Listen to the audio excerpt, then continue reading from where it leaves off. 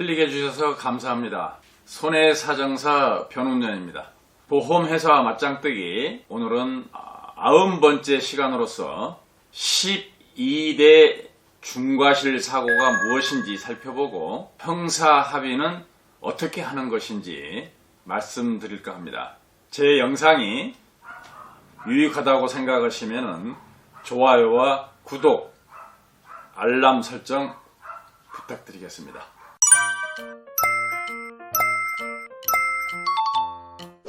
교통사고는 내가 조심한다고 해서 완전히 막을 수는 없지만 그래도 내가 얼마나 안전운전을 하고 방어운전을 하느냐에 따라서 사고를 어느 정도 예방은 할 수 있습니다. 매해 20만 건 이상의 교통사고가 발생한다고 하니까 정말 조심하지 않으면 언젠가 나의 일이 될 수도 있다 할 것입니다. 교통사고의 일반적인 사고의 경우 대부분 자동차 종합보험을 가입한 경우에는 보험으로 처리하면 되지만 12대 중과실 사고로 인한 사고가 발생하여 피해자가 사망하거나 부상한 경우에는 보험 처리와는 무관하게 바로 형사처벌로 이어지기 때문에 더욱 조심해야 합니다. 12대 중과실 사고란 교통사고 처리 특례법 제3조에 규정되어 있는 12가지 사고 유형을 말하는데 대부분 운전자의 고의적이거나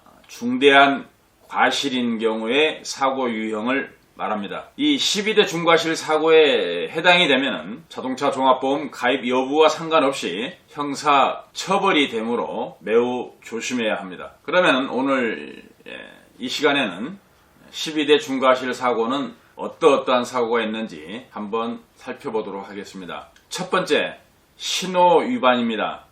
평상시 신호 위반은 그저 과태료와 벌점만 신경 쓰면 됐지만 신호등이 있는 교차로나 경찰 공무원 등의 신호를 위반하고 사고가 발생했을 경우에 12대 중과실 사고에 해당이 됩니다. 두 번째는 중앙선 침범입니다. 여기에는 중앙선 침범은 물론이고 불법 유턴이나 고속도로에서 후진을 하거나 도로를 횡단을 하거나 이유가 어찌됐든 중앙선을 침범하여 사고가 발생한 경우가 12대 중과실 사고에 해당이 되는 겁니다. 세 번째, 속도 위반입니다. 속도 위반은 보통 제한 속도보다 시속 20km를 초과하여 운행하다가 사고가 발생한 경우를 말합니다. 제한 속도가 80km라면 100km 이상을 운행하는 것을 말하고 시속 100km인 고속도로를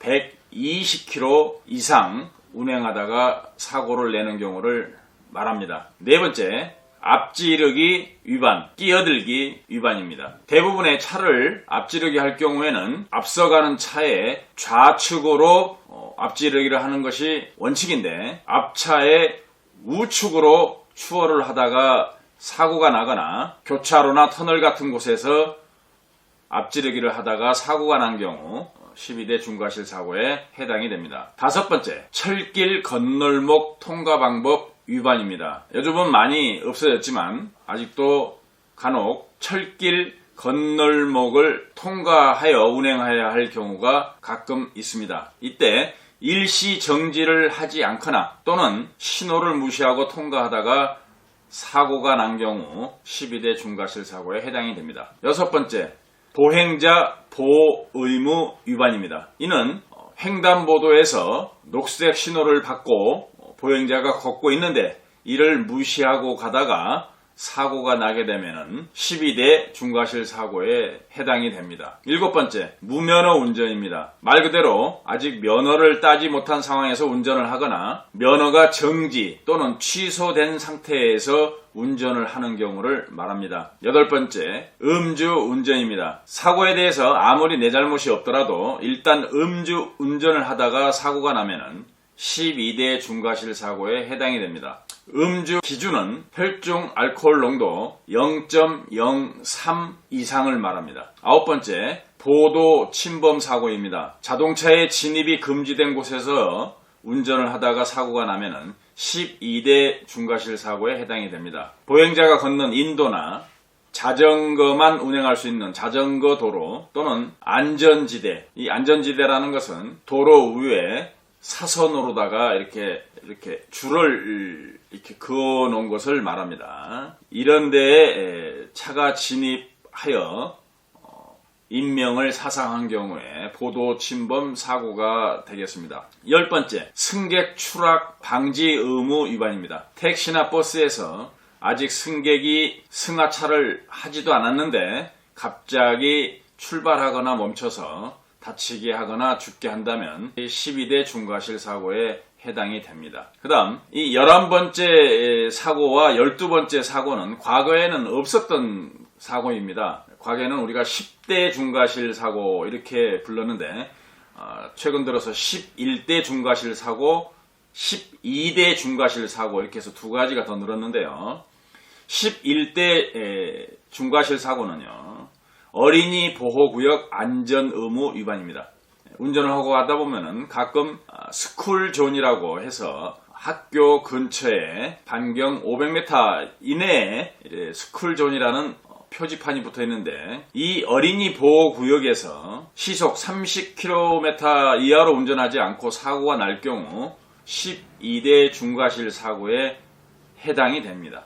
지금은 그 민식이법이라고 그러죠. 그거로 인해서 속도와 상관없이 이 스쿨존에서 사고가 나서 어린이를 사상케 한 경우 형사처벌을 받으므로 특히 유념해야 합니다. 12번째, 화물차의 고정조치 위반입니다. 여기는 화물차뿐만 아니라 일반 자동차의 경우도 마찬가지입니다. 차에 실은 화물이 제대로 고정되어 있지 않아서 운행 중에 화물이 떨어지는 사고가 발생해서 뒤에 따라오던 자동차의 운전자가 사상을 한 경우 12대 중과실 사고에 해당이 됩니다. 특히 화물차의 경우 화물을 제대로 안전하게 고정을 해서 운행해야 된다는 점 유의하시기 바랍니다.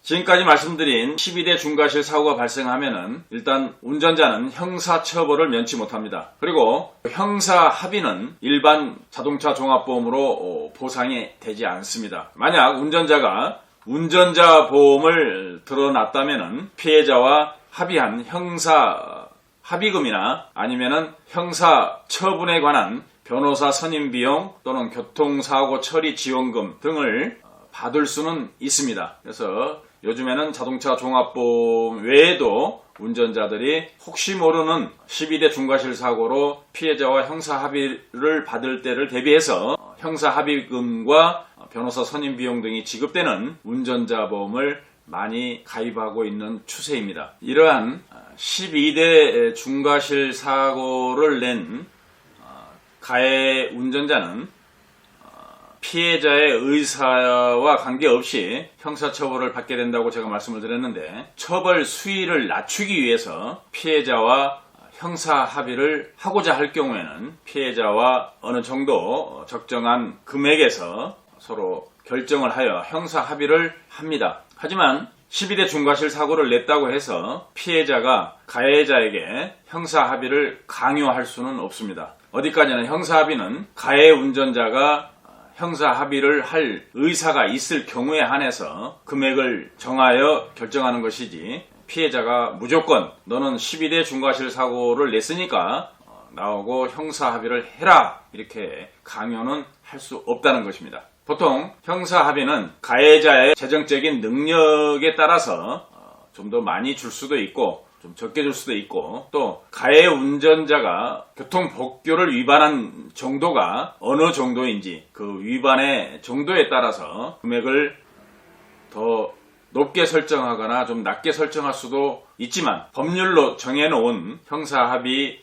금액 규정은 없습니다. 보통 부상사고의 경우 진단 1주당 보통 50에서 100만원 이 정도 사이에서 많이 형사합의를 보고 있습니다. 사망사고의 경우 형사합의금도 매우 다양해서 적게는 1000만원부터 많게는 3, 4천 이상까지도 가해자의 어떤 재산 정도에 따라서 천차만별이기 때문에 그 금액을 획일적으로 얼마라고 말씀드리기는 곤란합니다. 가해자는 피해자와 형사합의를 보고 나면은 가해자의 처벌을 원치 않는다는 피해자의 어떤 자필 진정서를 받아서 경찰서나 형사재판을 받고 있는 재판부의 판사님에게 제출하면은 형사 처분의 어떤 수위를 결정함에 있어서 참작 사유가 됩니다. 오늘은 12대 중과실 사고가 뭔지, 또 12대 중과실 사고가 발생했을 경우에 형사합의는 어떻게 보는지에 관해서 말씀드렸습니다. 오늘도 끝까지 제 영상을 구독해 주신 구독자 여러분께 진심으로 감사를 드리고 다음에는 더욱 유익한 영상 준비해서 찾아뵙겠습니다. 감사합니다.